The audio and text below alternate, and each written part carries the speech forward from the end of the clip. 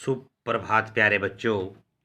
जैसा कि मैंने कहा था कि मैं बीच बीच में आपका कुछ मनोरंजन भी करवाता रहूँगा। प्यारे बच्चों, आपके लिए ऐसे ही कोई ना कोई रोचक कहानी मैं लेकर आता रहूँगा या कोई रुचिपूर्ण और विषय लेकर आता रहूँगा। बीच बीच में बच्चों आपका मनोरंजन करवाना भी मेरा कर्तव्य बनता है। तो देखिए, आज मैं आपके लिए मुंशी प्रेमचंद द्वारा रचित ही एक कहानी लेकर आया हूं जिसका नाम है बूढ़ी काकी। प्यारे बच्चों, जब कोई व्यक्ति बूढ़ा हो जाता है तो उसका मन ना बच्चे की तरह हो जाता है।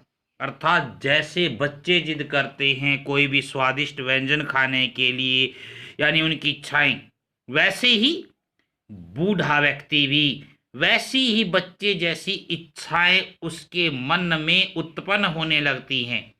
तो आज मैं प्यारे बच्चों ये बूढ़ी काकी आपको कहानी सुनाने जा रहा हूँ, पढ़ाने जा रहा हूँ। मुझे उम्मीद है कि आपको ये बहुत ही रोचक लगेगी, अच्छी लगेगी। अब देखिए, बुढ़ापा बहुधा बचपन का पुनरागमन हुआ करता है। इसने पहली लाइन में कह दिया कि बुढ़ापे में ना बचपन का दोबारा से आगमन हो जाता है। बूढ़ी काकी में जिह्वा स्वाद के सिवा और कोई चेष्टा शेष न थी। चेष्टा इच्छा और न अपने कष्टों की ओर आकर्षित करने का रोने के अतिरिक्त कोई दूसरा सहारा ही। समस्त इंद्रियां, नेत्र, हाथ और पैर जवाब दे चुके थे। पृथ्वी पर पड़ी रहती थी। घर वाले कोई बात उनकी इच्छा के प्रतिकूल करते विपरीत। भोजन का समय टल जाता था या उसका परिणाम पूर्ण न होता था, अथवा बाजार से कोई वस्तु आती और न मिलती तो ये रोने लगती थी। उनका रोना सिसकना साधारण रोना न था। वे गला फाड़ फाड़ कर रोती थी, अर्थात ऐसे रोती थी कि पड़ोसी भी उसकी चीख को सुन लेते थे। प्यारे बच्चों, यहाँ पर एक शब्द दिया है इंद्रियां। नेत्र, हाथ, पैर, ये सब ये शरीर की ना हमारी इंद्रियां हैं। देखिए, जो जीभ है ना, जिह्वा, उससे हम अनेक वस्तुओं का रसास्वादन करते हैं, स्वाद सकते हैं, ठीक है ना। लेकिन आप देख रहे हो, जब हमारी जेब में पैसे होते हैं ना, तो हमें भिन्न भिन्न वस्तुएं खाने की इच्छा उत्पन्न हो जाती है। लेकिन जब पैसे नहीं होते तो हम अपनी इच्छा का दमन कर लेते हैं। तो इसमें यह भी कहा है कि अपनी इच्छाओं का दमन करना सीखना चाहिए व्यक्ति को। तो इंद्रियों को नियंत्रण में करना व्यक्ति को आना चाहिए।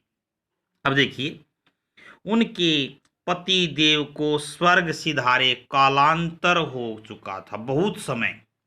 बेटे तरुण हो होकर चल बसे थे, यानी उसके बेटे जवान होकर, तरुण होकर, जवान होकर चल बसे थे। उससे अब एक भतीजे के अलावा और कोई न था। उसी भतीजे के नाम उन्होंने अपनी सारी संपत्ति लिख दी। भतीजे ने सारी संपत्ति लिखाते समय खूब लंबे चौड़े वादे किए, किंतु ये सब केवल कुली डिपो के दलालों के दिखाए गए।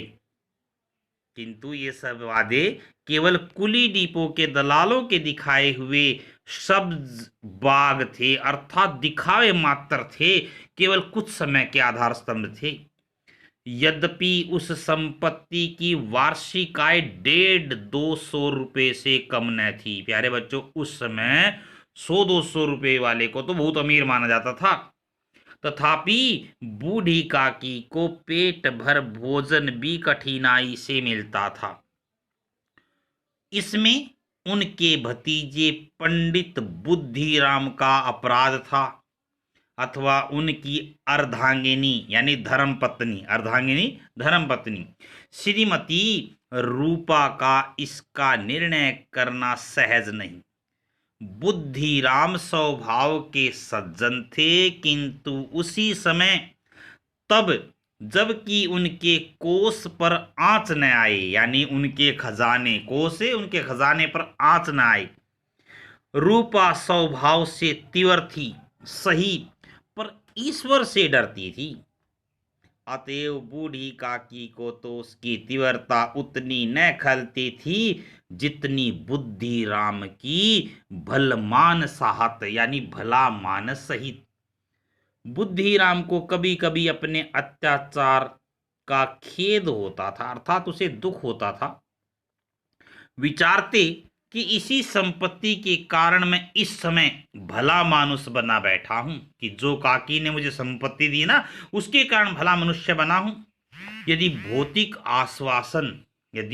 भौतिक आश्वासन और सुखी सहानुभूति से स्थिति में सुधार हो सकता हो, उन्हें कदाचित कोई आपत्ति न होती, परंतु विशेष व्यय का भय, विशेष खर्च का भय उनकी सुचेष्टा को दबाए रखता था। सुचेष्टा, उनकी अच्छी इच्छा। यहां तक कि यदि द्वार पर कोई भला आदमी बैठा होता और बूढ़ी काकी उस समय अपना राग लापने लगती, तो वह आग हो जाते और घर में आकर उन्हें जोर से डांटते। अर्थात बूढ़ी काकी जो भी घर पे आता ना, उसे अपना रहस्य, अपने ही रागला अपना मुहावरा है, अर्थात अपनी बात को कहते रहना। लड़कों को बूढ़ों से स्वाभाविक विद्वेष होता ही है, और फिर जब माता पिता का यह रंग देखते तो वे बूढ़ी काकी की ओर सताया करते, यानी कोई चुटकी काट कर भागता, कोई इन पर पानी की कुल्ली कर देता, अर्थात कुल्ला बोलते हैं। काकी चीख मार कर रोती, परंतु यह बात प्रसिद्ध थी कि वह केवल खाने के लिए रोती है। अतएव उनके संताप यानी दुख और आर्तनाद यानी अंदर की पीड़ा पर कोई ध्यान नहीं देता था। हाँ, काकी क्रोधित होकर बच्चों को गालियां देने लगती तो रूपा घटनास्थल पर आ पहुंचती। इस भय से काकी अपनी जिह्वा कृपाण का कदाचित ही प्रयोग करती थी। यद्यपि उपद्रव शांति का यह उपाय रोने से कहीं अधिक उपयुक्त था।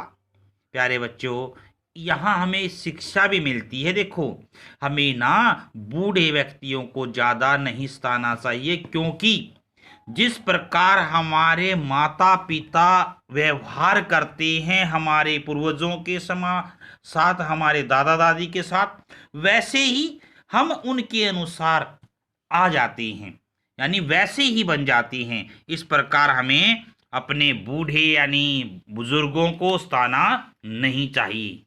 संपूर्ण परिवार में यदि काकी से किसी को अनुराग था यानी प्रेम था, तो वह बुद्धि राम की छोटी लड़की लाडली थी।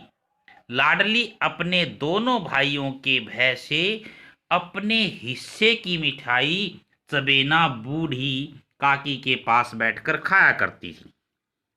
यही उसका रक्षागार था, और यद्यपि काकी की शरण उनकी लोलुपता के कारण बहुत महंगी पड़ती थी। तथापि भाइयों के अन्याय से सुरक्षा कहीं सुलभ थी। तो बस इसी स्वार्थ अनुकूलता ने उन दोनों में सहानुभूति का आरोपण कर दिया, अर्थात उसके प्रति सहानुभूति दर्शा दी।